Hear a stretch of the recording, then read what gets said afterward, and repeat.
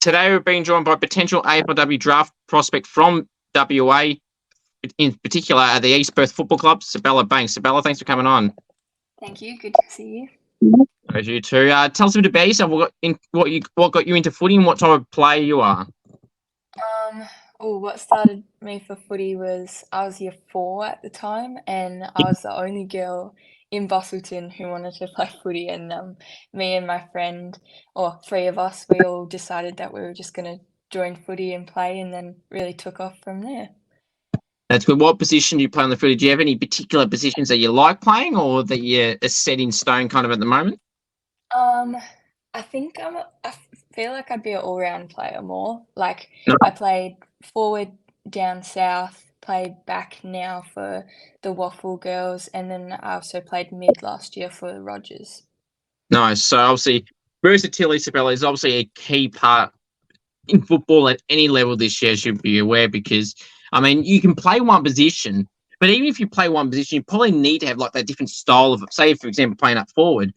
Yeah, kicking goals is great, but there's more to that than just that now. And obviously, as you mentioned, playing in all these other positions, it's really key to keeping yourself in the team. Because if you're dropping off and you're limited, not you, but just in general, if you're limited to one position and you're not going too well, you're more than likely going to find yourself out of the team because you're not versatile to go, oh, we'll try her here. Yeah, definitely. It definitely helps with selection, I guess, every week if you can be an all-round player.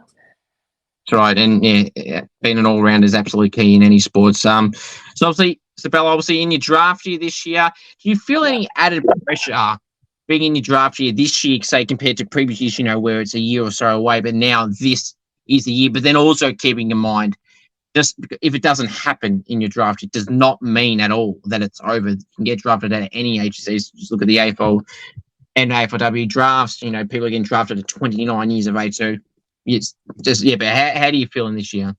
Yeah, definitely I reckon you can get drafted later. For me, living down here, it's taken a big toll on my school recently.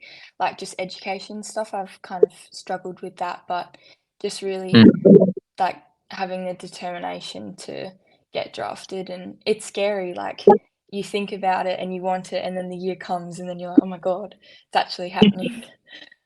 Yeah, I know that feeling, not for the draft, but just, feeling, something happened. For example, I popped down to Perth for a couple of weeks when the WWE was there, and I've been so excited for like 4 months in advance, right? And then it's closer, you get like, flipping hell, I got to get on a plane, which I'm not a fan of, by the way. And, you got all that, and like, shit, the events today when you're there, it's like, that feeling is just different. Yeah, definitely. It's really scary when it comes up. Absolutely is. Now, I bring this up for anyone that does this, Sabella, but do you want to tell everyone a bit about your traveling component? 3 hours one way and 3 hours back.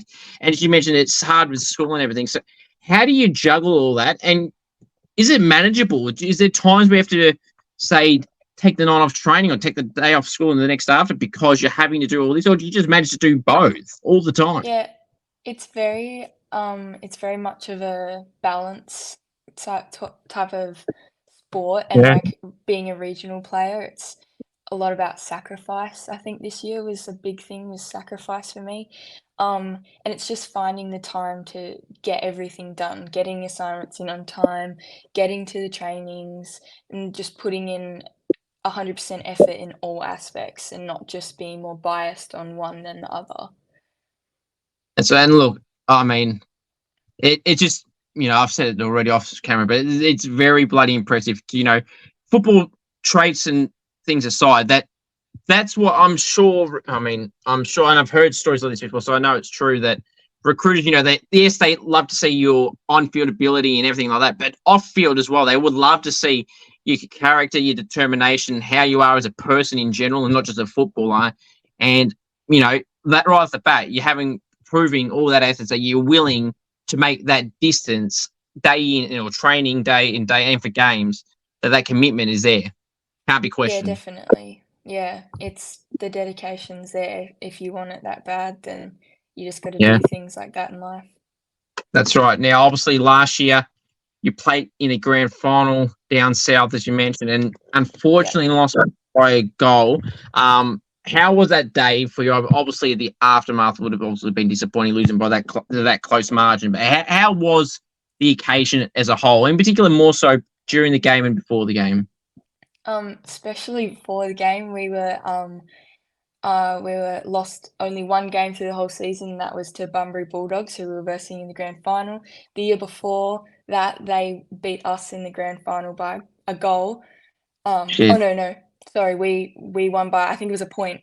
They won. Oh, Yeah, and so it was kind of just a whoever's game it was, and it was the last 10 minutes of the game, not even that, and I've fallen back and I fractured my wrist and I had to go and I came back out with a sling on and everything, and oh. we were up when I went out, and when I came back on, we had lost by a goal.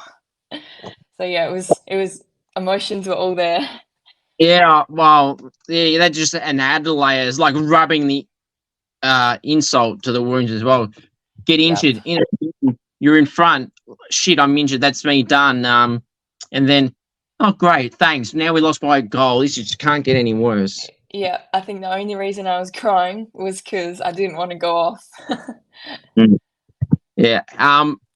But yeah, so obviously you mentioned there, but you did also come runner up for MVP for East Perth in the Rogers. How was that for you? You know, obviously balancing everything else that you've just said, but then also from an individual point of view, coming runner up at a MVP at a club that you're at obviously right now.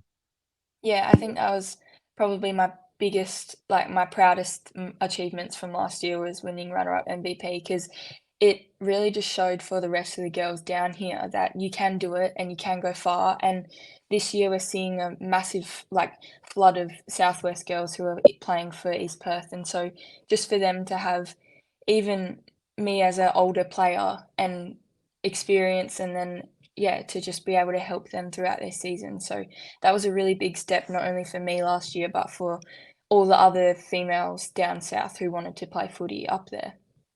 So now, obviously, you're telling me as well that you played in the All Star game this year, and you know they do not just pick anyone for these. Yeah. They pick the best of the best and everything like that. Which team did you participate in, and how was that experience playing against people your age that are top line of the WA crop, and also in the other side playing against the best experienced players as well, and playing alongside, of course. Yeah, I played in the All Stars team, so against the 18s, and that was pretty. For me, I was the youngest in the team because the 18s were obviously my age group of girls, and the best of the best in Yeah. Perth, obviously, and so that was pretty daunting going into it. But it was just a group of girls that made it really enjoyable. The game was really high skilled. It was really fun to play. Everyone performed exceptional. Scores were level the whole game almost. And it was just a really good experience, I think, to get out there and play a high level game like that. I mean, when you told me this, that's why I asked which team you're in, because I thought it was a bit confusing. Because Yeah. turning 18 or 18, that you'd be in the 18 side and not the other one. How did you get told you were going to be in the All Stars team despite the age? I actually cannot remember. I just remember Mum coming up to me and telling me that we were going to Perth. I couldn't play in the scratchy, and that I was going to play in the black and yellow. And I was like freaking out. I was like, "Oh my god, is this really happening?" But yeah, it was really good to be named on that side of the All Stars and like being acknowledged for the WAFLW side. Absolutely. And again, either team is good. Now, how was it facing some people that you may have played with or have played against already? Obviously, names that always come to mind is Zippy Fish, Molly O'Hare. Yep. How was it like competing against some mates and the best of the rest? Yeah, it was quite daunting. I have watched a lot, not stalking anyone, but I've watched a lot of their highlights and like they're really cool, like all their game clips and everything. And for me, they're like idols of my age group, and they're who I look up to in my age group. And to actually see them on the field and like watch them play and do stuff and take hangers and stuff like that, it was really cool to just be like, wow, you are really as good as everyone says. Yes, exactly. I mean, you can always talk the talk when you walk the walk is the thing. And obviously, as you said, for example, with Zippy and Molly, obviously they can both do that Yeah. now. And I'm going back to your comment we said about the stalking part. I don't think that's definitely not stalking. Yeah, it's study, it's vision, and I mean any smart footballer. And I mean, hey, I do this with cricket when I play cricket. I always check the opposition stats to go, all right, this guy's a batter, this girl, or whatever is a bowler. We're going to keep her, and they're the focus of the game. And like you said, watching study, because you're watching people that you're going to potentially line up on, or regardless, just know for the team's sake. And no, that's a really good thing. That's a smart thing. Another thing you can add to it as well. That's a really smart thing to do, because people go, we'll just turn up and hope for the best. But putting in that additional effort to study your opponents as well, that's a really good thing to have, and that's something that I've always loved doing as well. Yeah, it's good. It's a good tip pre-game. Absolutely. Obviously, now playing for East Perth, obviously you said you played elsewhere as well in the past, so what's it like being playing for East Perth as a whole? I think just the community of East Perth. I like love the club, just how much effort they put into us girls, like, and just how much they care about our emotional states, physical health, everything in it. It's really good like that with the club. It's different. Waffle is very different. I found in the first game last week, I was kind of like, oh God, I'm gonna have to change up some things and work on some things. And obviously, it's the East Perth Waffle team's second year only playing together, and so I feel like everyone's sort of still gelling and getting to know each other's strengths and weaknesses and stuff like that. So That's good. Obviously you mentioned the first round was last week. How did you feel you fared, and how the team went? I think it was a really difficult game actually. The ball was Mm. in the ball was yeah, it was a scrappy game, I want to say. It was yeah, and then we had lightning that came in at half time and we had to delay the game half an hour, but Subi really gave it to us and it was kind of a good like awakening like starting point. And our captains like sort of said like that's the benchmark. It's only going to get better from here, and so we've just been really working like on that this week. That's right. Yeah, I mean, obviously, not the ideal start to lose by around the 100-point margin, but look, Yep, definitely hit. you never won that. I mean, but like I said to some previous people I've had on here, clearly you don't want it, but sometimes it's a good reality check sometimes, or a good learning curve to know when you play Subi again, if you do, or anyone for that matter. You know what didn't work and what you need to fix, because sometimes a loss, albeit you don't want any, is sometimes Yeah. something you need to know what you need to improve, because if you keep winning, people will get a bit complacent and they go, yeah, we're good, we keep winning, we don't need this and don't need that. And then you go to a finals game and you're eliminated. You go, well, we didn't know any of this because we hadn't lost it. Sometimes it's a good thing. I want to lose. Yeah, definitely. There's lots of room for improvement for us, I think. That's right. And hopefully this week it ends up changing. Obviously playing this week, what do you do? Do you need to change this week, do you feel, to beat the opponents on the weekend?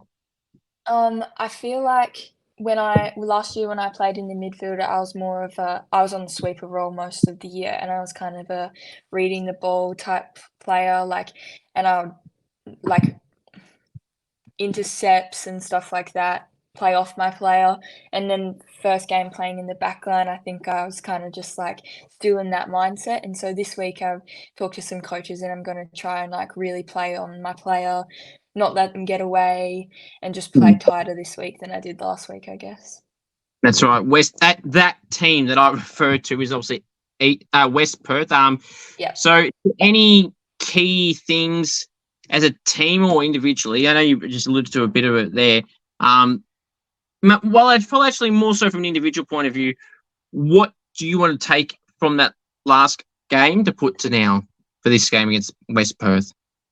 I think just accountability. I think as a team and personally, just accountability and just reviewing the game clips and stuff. There was some mistakes that could have easily been fixed up if we were just all accountable, especially me as well. Yep. That's fair enough. Who did you grow up supporting? The AFL-AFLW. I was a Dockers girl for a while because I played with a girl who played in Dockers, and then yeah, I'm on West Coast now. Oh, Yeah. they're a bit controversial for two reasons. One, West Coast and Free fans, as you would know, do not like each other, just like Adelaide No. and Port don't like each other. I'll have to ask, what prompted the move? Please don't. Oh, I mean, you can do what you like. I don't care. You're not going to make me angry. Joking point of view. It's not because the Eagles are sucking now. That's not why. No. This is AFLW, right? Okay, right. Okay, well, yeah. Okay, the men's. Yeah, Or AFL. Are you asking AFL or AFLW? yeah. Okay, yeah. Right now, I've been a Geelong supporter for AFL my whole life. My whole family's over there and everything. And West Coast for AFLW. Okay, well, I am from Geelong, Queensland, and I do not like Geelong at all. So, G1 next Saturday night at GMHBA. It's going to be an interesting one there. Yes, it will be. Hopefully, we can get the win. As I said, I can't stand Geelong at all, not because I'm from. Can't stand them in all aspects, coaches, fans, but there's always fans. But Fair whatever. enough. I'm not going to rant about that, and just hopefully we beat them anyway. What would you say, Sabella, is some of your biggest strengths, though, as a footballer? I want to probably speed and acceleration is probably a big thing for me. I've always been a sprinter. Yeah. Long distance working on that, but yeah, sprinting and acceleration pretty much. And probably another thing would be aerial skills. I've Yeah. been going to the gym quite a lot the past couple of years, so I like to think I'm getting stronger. That's good. What's some goals though you set for yourself this year alone, and how do you hope to go about those goals? A big thing for me from a review from last season was just like aerobic kind of. I just wanted to, I wanted to improve my running capacity and just duration of running as a midfielder. And now playing in the backline, a goal that I want this year is to just get stronger and be able to hold my ground a bit more in the backline. And yeah, just dedication, time. That's where I'm just gonna have to put in for this, and I have been, and I will. That's good. Have you been given any advice on how to handle this year either at East Perth, just for the games as well, or overall as a whole, being in the draft? As I said, obviously that pressure is different. How do you advise? You've been given from either mates, family, coaching staff, players, or maybe any AFLW type of people or AFL people? Have you been ever any advice on how to handle this part? Yeah. So the Magpies team that I played in last year, they have a lot of girls who play for the WAFLW, and it was really good to just have that like advice and education on them on like just everything. And some of the women that I played with were a lot older than me, mums, and so they would give me so much insight on how to juggle life, footy, and just the balance of it all. So that was really important for me, for having someone down here to give me advice that I could actually use. Yeah. No, that's it's good to have, another set of ears as well, and it's great to hear from your coaches and family and stuff, but it's nice to hear a different set of eyes, maybe a different set of opinion, or maybe something that other people have said as well. But it's nice to hear it, and then you kind of get a rough idea of what you need to do to get to that next step as well. Yeah, definitely. Now this is where it can get interesting. Who loves the limelight, the attention, and the camera down at East Perth, and they can't get enough of it, and they know exactly what to do when there's a camera around? Oh, okay, I'm gonna say Matilda Sims, and for a good reason. She's the face of the club, and she is in every single post and photo ever of East Perth. And if you have a camera on her, her face just lights up, whether she's playing, running out on the field. Every single photo of her, she's got this massive grinning smile. I have to try and get her on then, since she Yeah, loves it you so will. much. That's going to be one of the next goals. Now, who is some of your favourite teammates down at the club? At East Perth. Yeah. Probably I'm on nickname basis right now because this is my second game. Yeah. But Captain Sauce, has been a good insight for me this year. She played last year, and probably Benno in the backline. She's really helped me out this year, and I get yelled at a lot, but it's good. Good. Hopefully it's friendly. Yep. I know you just said it's played only a few games there, but is there any coaches' pets or even if there's not specific names, have you seen people kind of what's the word? Attach themselves to the coach that you might feel feels into that spot of a coach's pet? Oh. Yep. I'm gonna say I don't know how to say her last name. It's like Jess Verberg. I don't I know don't who know how you're to talking. say her name. Yeah, I'm not. but it's only because she's like best friends with our coach because Um, um, Jenna used to coach the States and Jess played in the States team. So yeah. Good answer. And I see where that answer comes from, mates. Yeah. Yeah, she'll never get dropped, no matter how No. good or getting Don't dropped. dob on me though. I'm not going to dob on you. Well, then I won't. But she's only it's a joke, Jess. Yep. Now, if you were to use an AFL or AFLW players comparison, Sabella, about say the type of player that you play like and the type of style of player, who would you say that would be? Ooh. Geez, that's a hard one. It's hard to compare yourself to someone like as good as that. Um, Now, some people say the same thing, and I feel like it's. I know that's not what you're saying. Like, for example, if you were to say a mid and you said Monconti, that doesn't necessarily mean that you think you are at the level of like her, for example. Just the yeah, style definitely. mid, the quick, powerful mid, and stuff like that. Is there any? Okay, if there's no particular play, is there a style as well?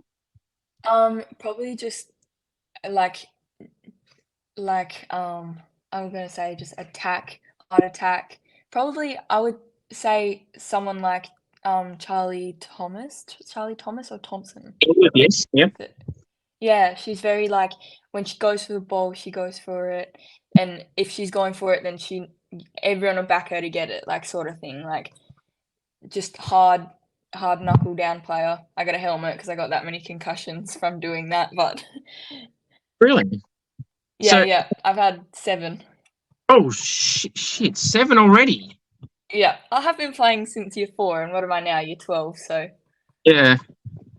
yeah. Well, obviously, gee, that's obviously not ideal. So, how do you go about it? Like, obviously, as you would see, obviously, with Angus Brayshaw retiring, the man's had, serious concussions. Paddy McCartan's Yeah. another name that comes to mind. And all these other players that have fallen in this category. And obviously, Jai Simpkin had that knock on the weekend and he's had 3 in Yeah, a year. definitely, yeah.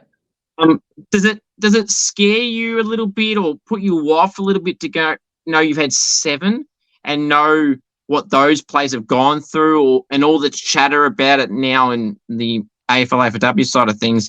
Does that scare you off or do you just kind of go with the flow type thing? Yeah, I feel like I've kinda just accepted it now.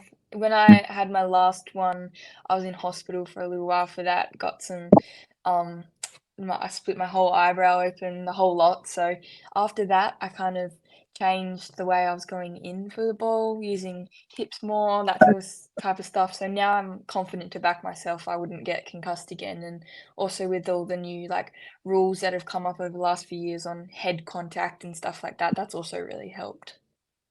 Hopefully, if you don't see that ever again, but obviously that can something. Touch wood. Yes, hopefully.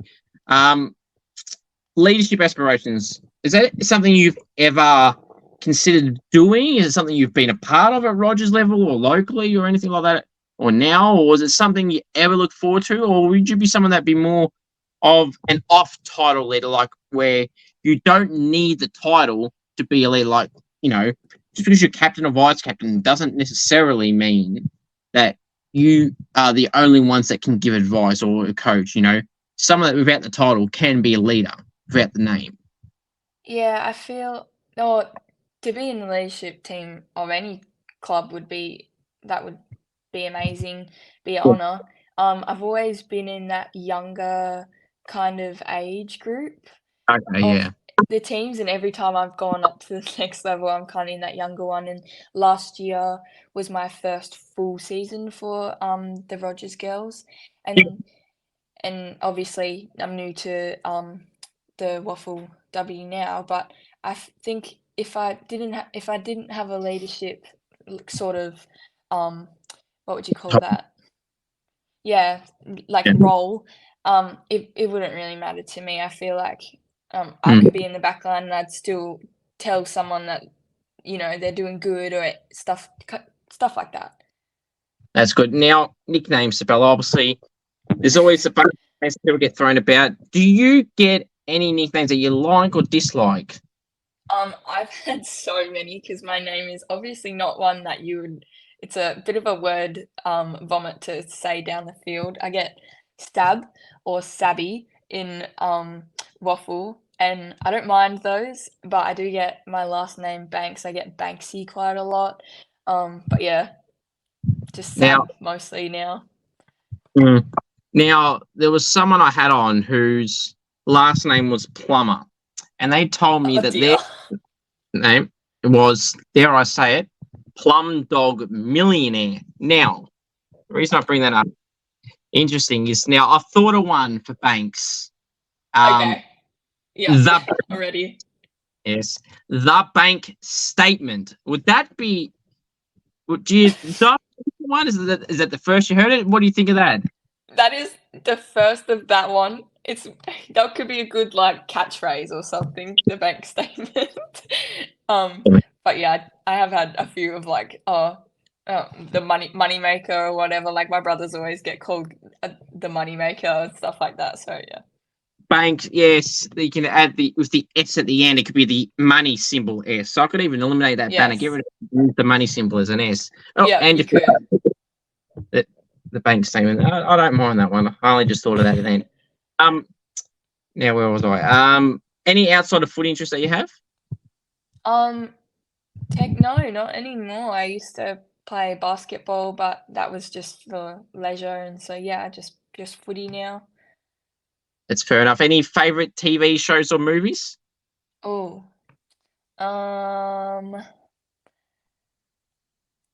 this is gonna sound so strange. Like it's gonna sound so whack, but I really like watching the David Attenborough series and also Arnold. If you haven't watched Arnold, watch Arnold. That's a really good one. I'll have to check that one out. Not you're not talking about Arnold Schwarzenegger, yeah? Yep, yep. All right, might have to. I'm not one to generally watch documentaries and stuff like that, but It's a good one. It's on Netflix. All right, we'll have it. I'll have a browse of it. Let's just say that. Okay. Now, favorite TV shows or movies? Ooh. I just said TV show, so I'll say probably. Sorry, repeating myself. Movies. I mean, sorry. That's okay. Movies. Okay. Oh, this is a hard one. Also, I'm trying to think of what I've watched recently.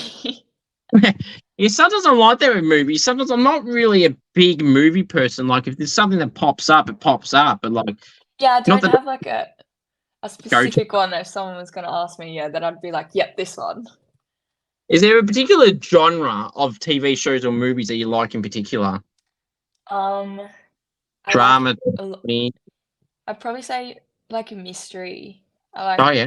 that kind of stuff. Yeah, Yeah. definitely not horror. No. All right. No killing scenes. No, none. No. So you wouldn't be able to tolerate shows like those they're crime shows like Law and Order, Criminal Minds, all those types. Nope. No. I think I had a panic attack on an airplane because I watched Airplane Crash Investigation once and then flew out the next day. And you watched that? Yeah. Yep. I kid you not. When I went to Perth about a month, well, not even a month ago, when I went to the WWEs, I think I mentioned to you before. Yes. Flying definitely not something I like. Okay, and I didn't think of it at the time, which I'm glad. But all the time leading up to going to Perth, and I'm like, oh my God, this plane better not crash. It don't bet nothing better, you know. And luckily, I wasn't thinking about it while I was on there, but yeah, every time in the lead up to going, I was thinking of those bloody shows, or remember when Yeah. that crash, or you hear on the news. I think the day before I left, I heard something on the news about a plane incident. I'm like, oh, for God's sake, Oh I'm going God. the shittest timing. To Don't hear say that. that. That would freak me out. Yeah, it absolutely would be pretty brave watching that on an aeroplane about an aeroplane crash. Yeah, I know. It was kind of dumb. You said that, not me. Not the smartest thing I've done. No. Well, yeah, fair enough. Speaking of dumb, not you, dumb things. What's something someone does at the club that is dumb that you can't stand, whether that's leaving rubbish around, being flat out annoying, trying to scare people, because that seems to be a little bit of a trend. I don't know if you've seen it happen individually or seen people happen at the footy club. Is there anything that comes to mind? Okay, the only thing that came to my mind then was when people bring out the water like rack and with all empty water bottles in there, and we bring it out to the ovals and they're just all empty and there's no water. That pisses me off. Yeah, I agree with you there. I mean, And I definitely especially should go and fill them up.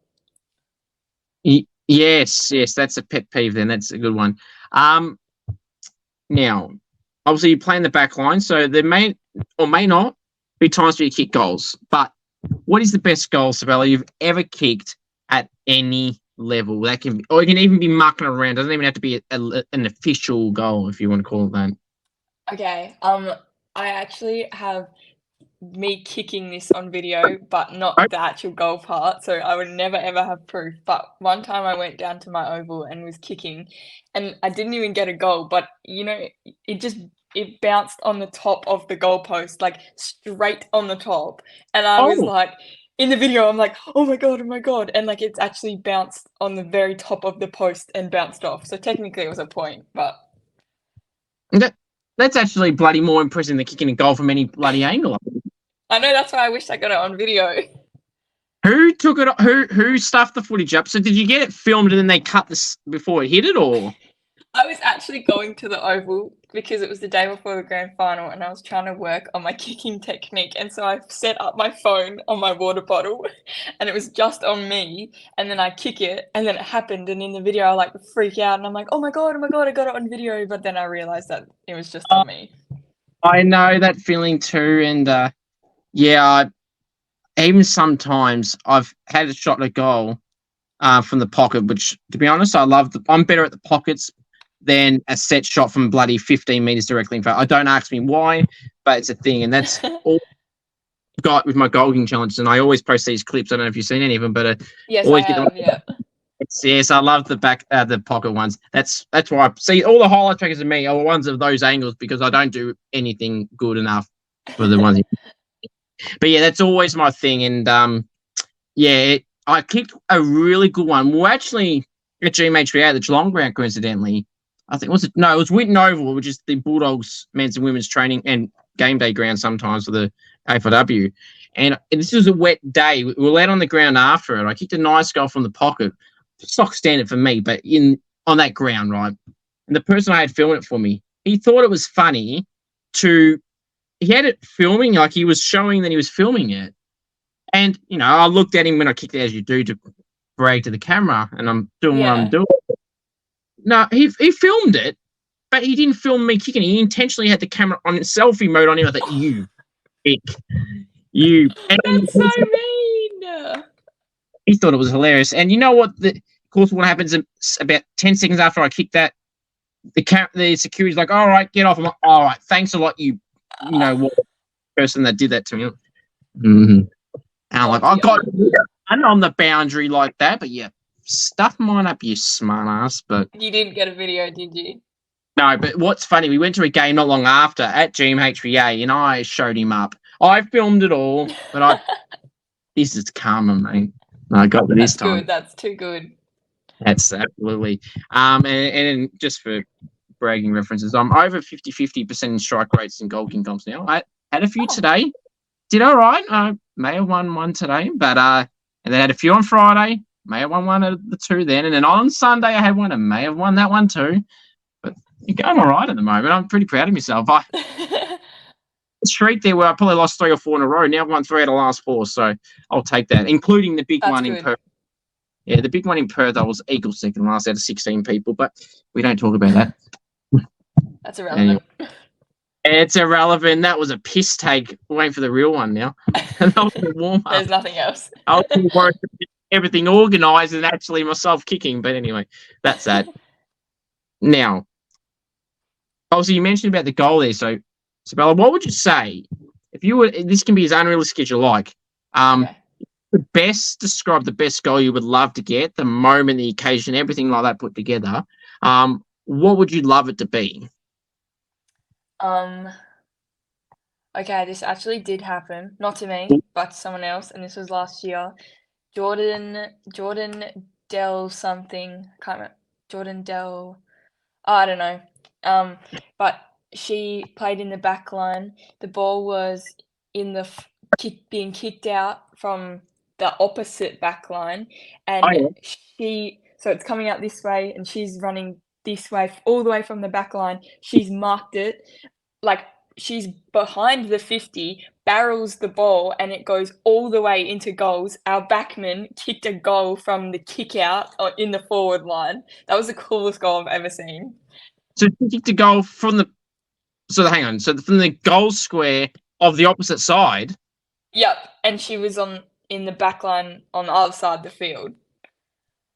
Unflippin' believable. That is that. Jesus Christ. Yep. Not Ebony Murph. Danielle Ponter in the AFLW for the Crows this year. She kicked it from near the centre square.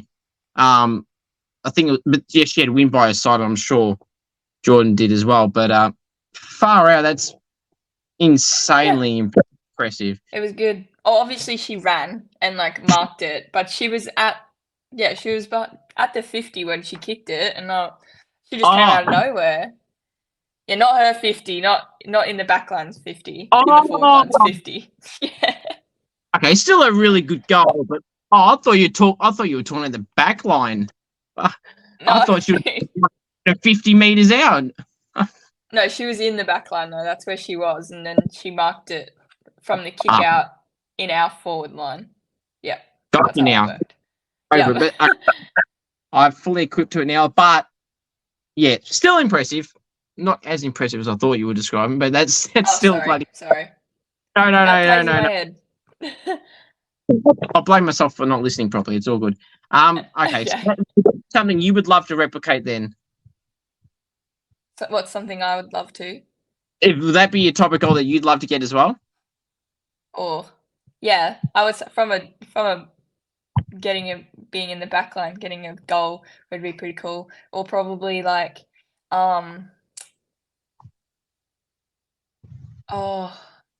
did it in the AFL. I can't remember.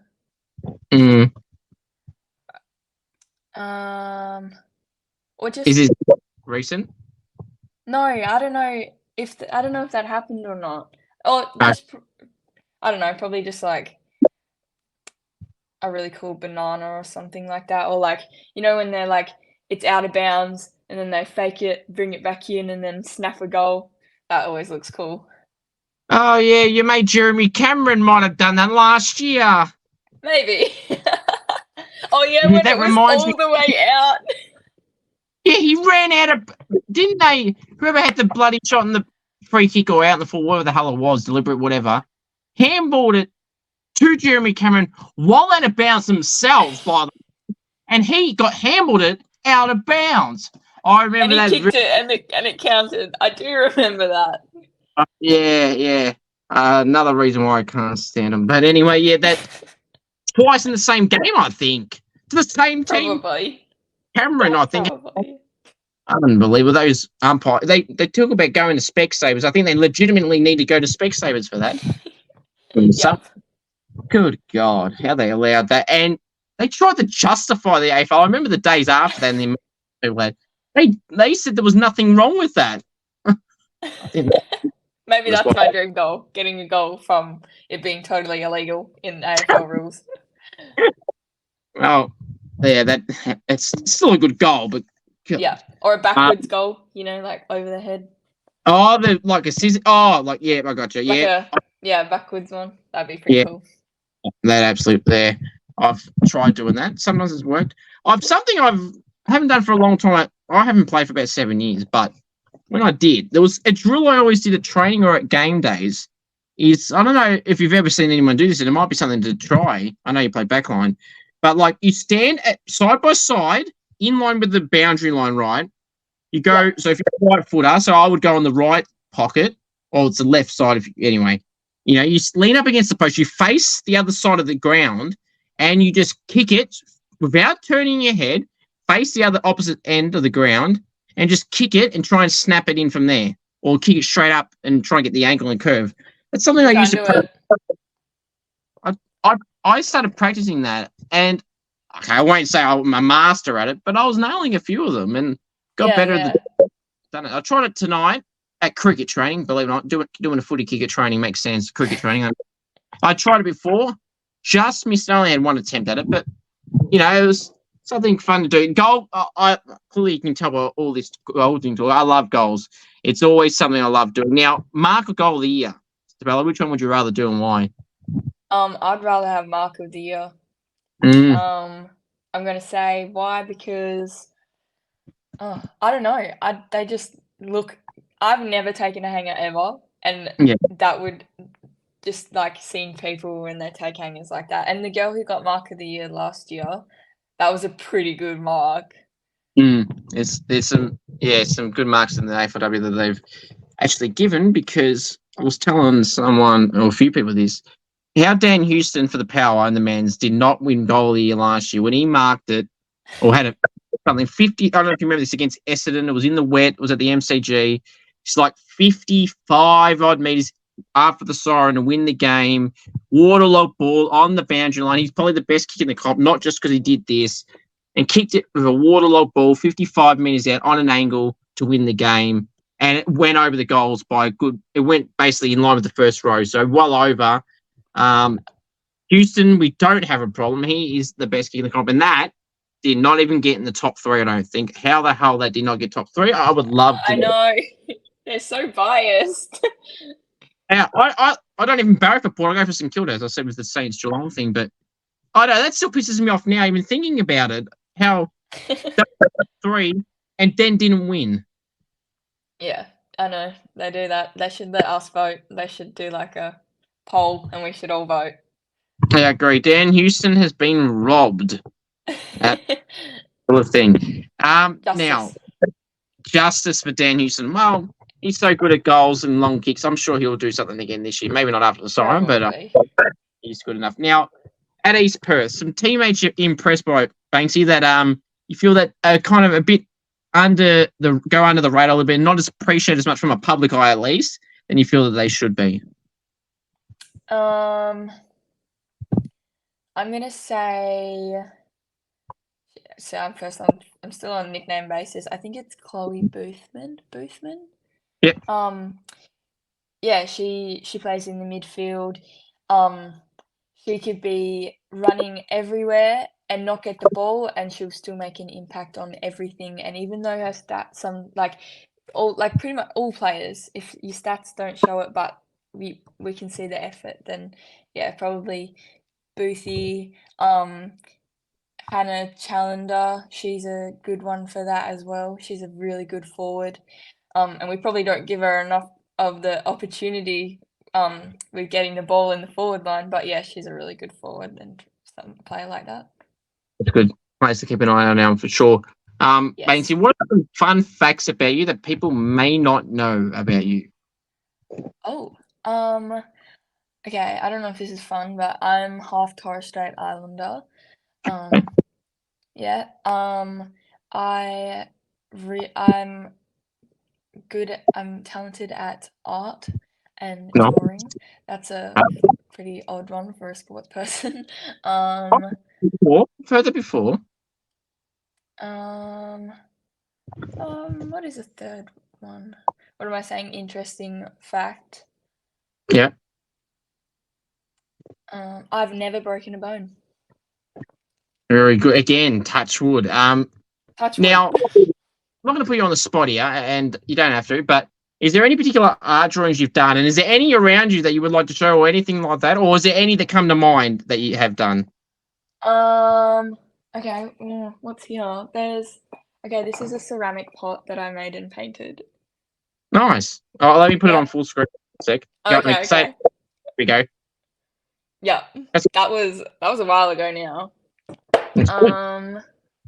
What else is I don't even know. We just moved into this house, so there's like nothing in here that Good I've enough. painted. But yeah. That's good. Is there any just in general that you've done that you can remember that you're proud of what you've done? Yeah, definitely. I painted a piece for my school's planner, like the yearly planner, and it was a Aboriginal piece, and it was a dot painting through the middle, and then the school colours behind it. But unfortunately, they didn't pick that one because yeah. But yeah. No. Oh, yeah. Fair enough. Now where was I? Obviously, you mentioned Barracan for Freo, and then with West Coast as well, depending on who they're playing, and then obviously with Geelong as well. Have you ever had the honour of ever meeting any AFLW players or AFL players as a fan? If so, were there any memorable or forgettable moments? Yes. So when I was little, I mentioned that I played with played with Katie Jane Grieve Hmm? in the Southwest Games last year. So when I was little, I went for Freo because she was playing in that team, and I had never met her before.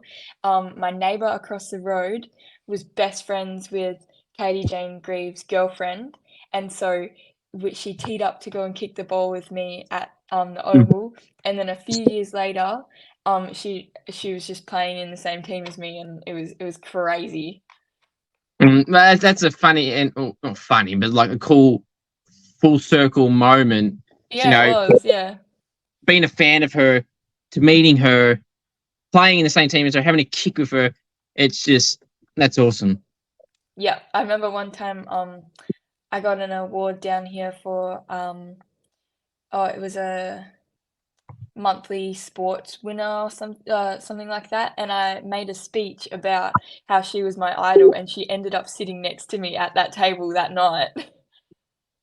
That is yeah, that's cool, and it's great to see a bond that clearly she respected as well. And it's great to hear. It's great to hear stories like this too.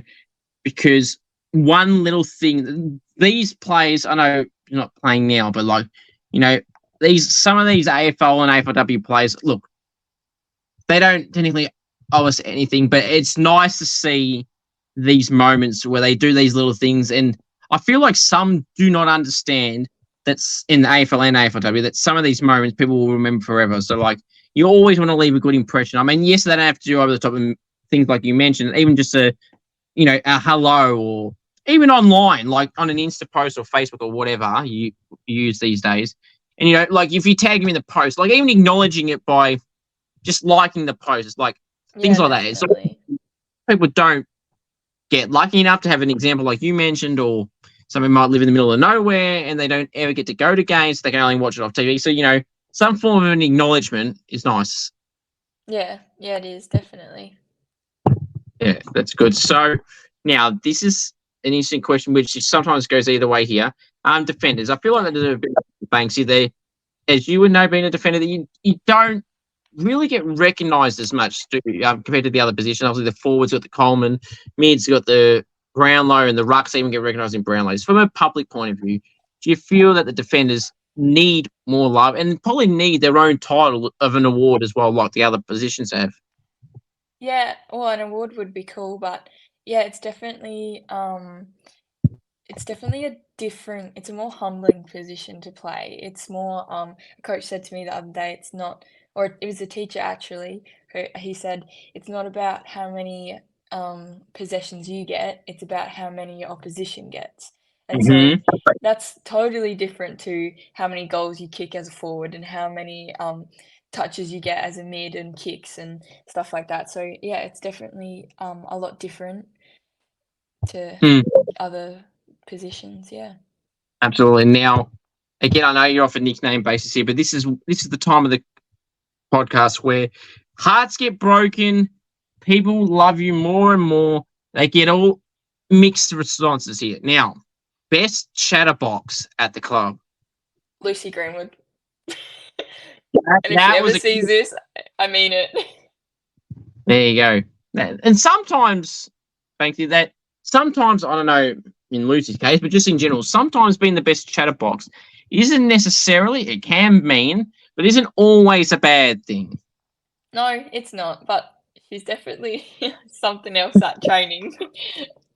Interesting. Very, Yeah, very interesting. she's younger than me, I think, by a year. But yeah, she's really good. But she's also very talkative. All right, she might feature in this next question then. Who is the loudest and quietest teammate? Okay. Or loudest. This is hard. Anyone jump to mind? I was gonna say I have one for quietest would be Lil. She's plays in the back line. Mm-hmm. She's a very to herself player, or from what I know. Yeah. And loudest that I'm gonna say Lucy. Lucy, yeah, definitely. She could feature again 3 for 3 here. Now, if you were stuck on a deserted island with teammates Banksy, who would you want to bring and not want to bring? I would probably want to bring Matilda. I'd probably want to bring her. She's got a lot of energy. She'd probably get me through being stuck on an island. Who would I not want to bring?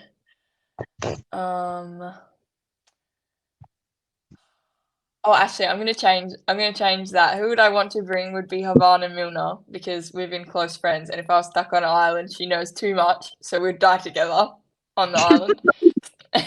And who would I not want to bring? I'm so sorry, Lucy, but if she ever saw this interview, she would kill me. But let's just say, to calm the friendship down, Lucy, this is just a bit of fun. I'm sure. Well, it may be it's a real answer, maybe, but it's only in a bit of light-hearted way. Yeah, it's only because I know her the best out of everyone. So exactly. See, you know someone it's too well. It's a compliment. Yeah, exactly. And it's like you're with someone more, or you know someone more than a lot of others. Your tendency is to be mentioned as things like this because you've known them so well and you know them inside out. Yeah.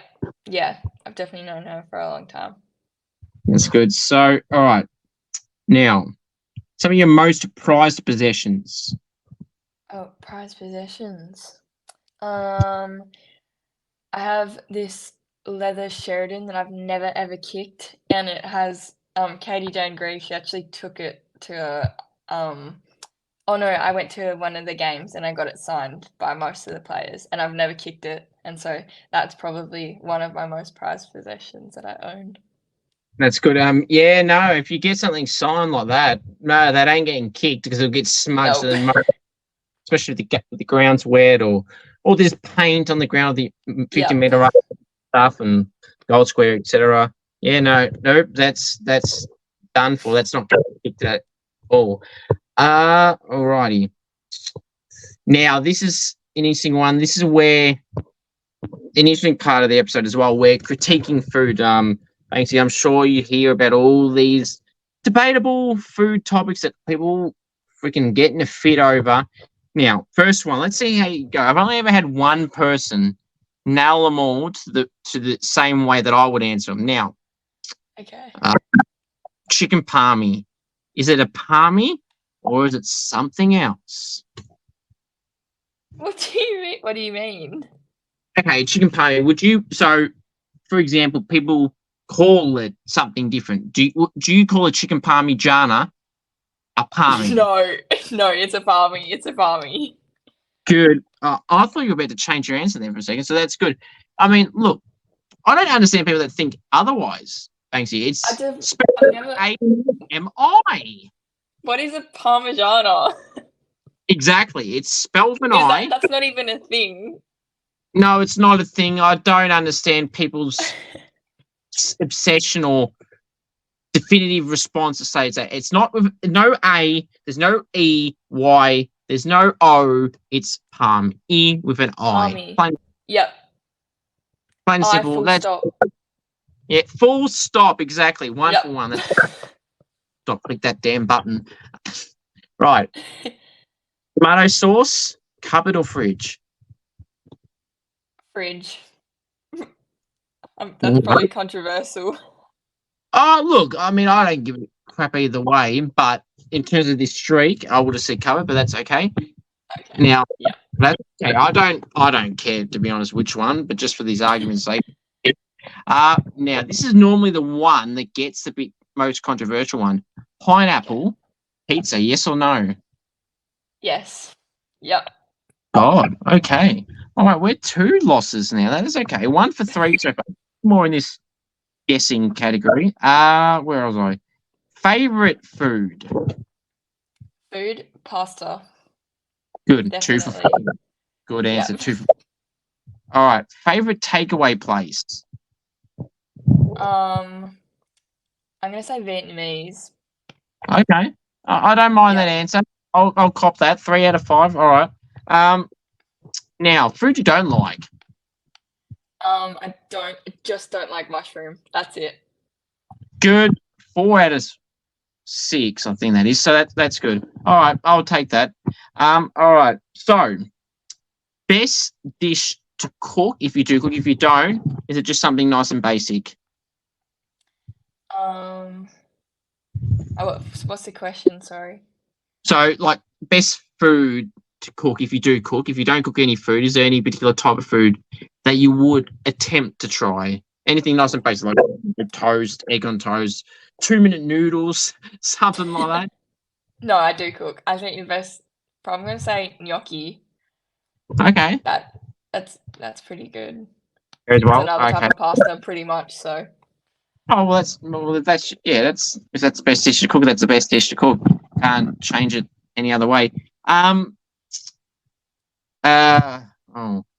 So is there some quirks, Banksy, that you would say that people would say you have that you wouldn't necessarily like admitting? Oh, probably like as in like something weird. Oh, then they have to be weird. They or might just something that I wouldn't want to admit. Yeah, so like, oh no, I'm just gonna make this randomly up. Oh, like I don't know, you bite your nails all the time, but like something random, weird, but it can be, but whatever.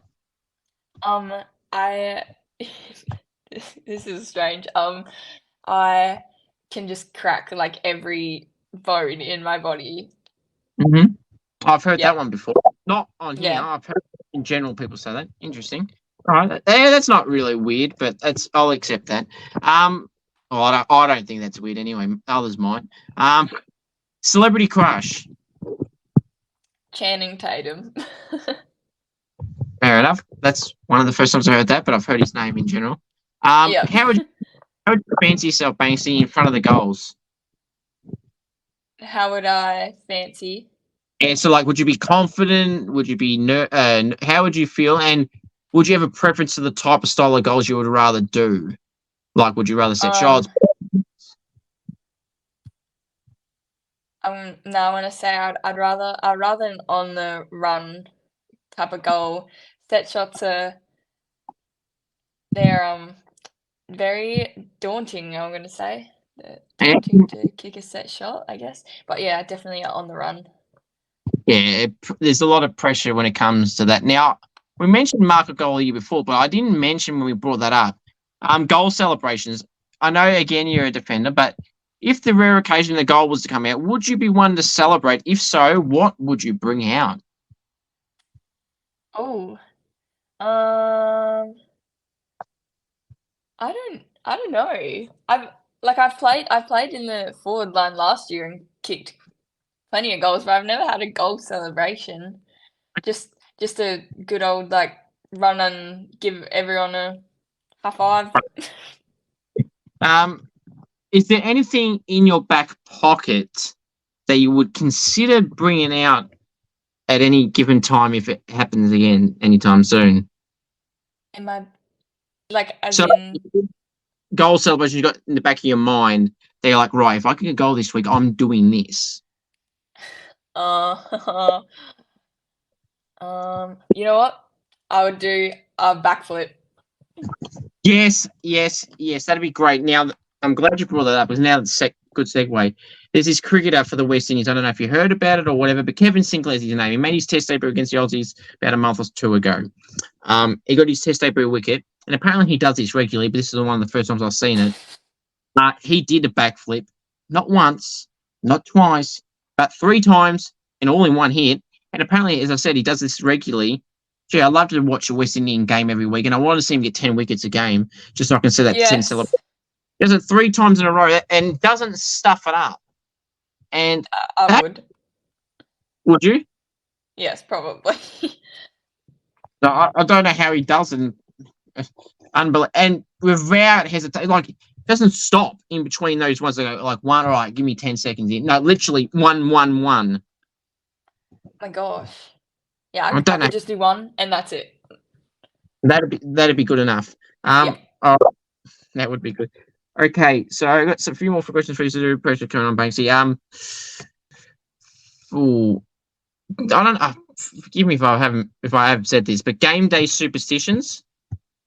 I'm a very superstitious person.